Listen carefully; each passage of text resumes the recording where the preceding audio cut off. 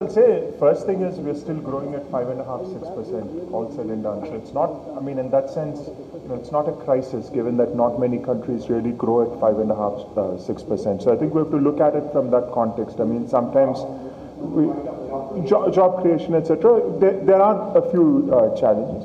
But I feel that, also at the scale at which India is, I mean, at the end of the day, we are the sixth largest economy in the world, etc. One thing won't really change the economy. It has to be a series of things that have to be done. Because if it's just one thing, then we get focused on just that one thing and all the resources go there, etc. So it has to be a well-balanced focus on multiple things. And I think all said and done, they've achieved that to a great extent. I mean, you can't, there's some countries which will say we'll only focus on financial sector or manufacturing, which at that scale might make sense. Like Malaysia focused on manufacturing, electronic manufacturing a few years ago. Singapore focused on financial services and some amount of manufacturing.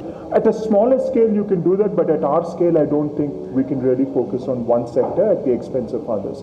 Therefore, I feel taking that into account, there's a fair degree of balancing that the government has to do, and I think they're trying to do that. Obviously, we'll look into the fine print for more details, but at least prima facie, I think that's how they have to really do it. Focusing on, going for that one big bang for an economy of our scale and complexity won't work. I'll say, it also depends on the expectations that we set.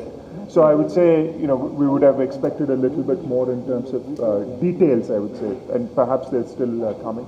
On infrastructure spend, etc., it would be good to just get the details on, while there are a lot of big plans, be it waterways, logistics, enablers, etc., it would be good to get the details to see that they're being spent in the right areas. About, I think, 1.7 or 1.8 lakhs.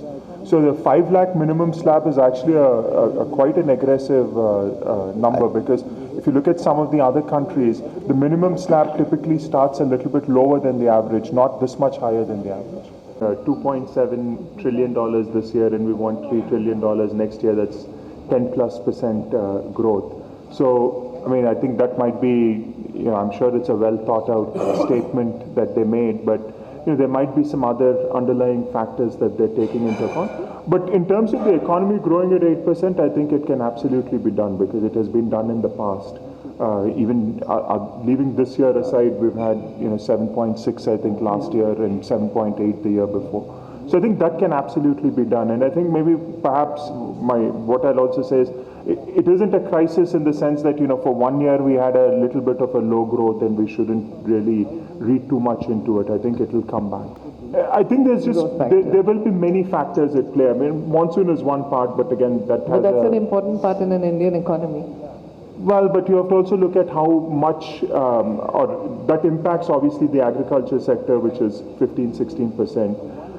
So we, also, and this is just the start of the monsoon season. It depends on whose predictions you read. There are many who say that we will catch up in the year. So I mean, net, I'd say from a macro picture, without looking at exactly how the year will play out, I think from a macro picture, 8% is something that can be achieved.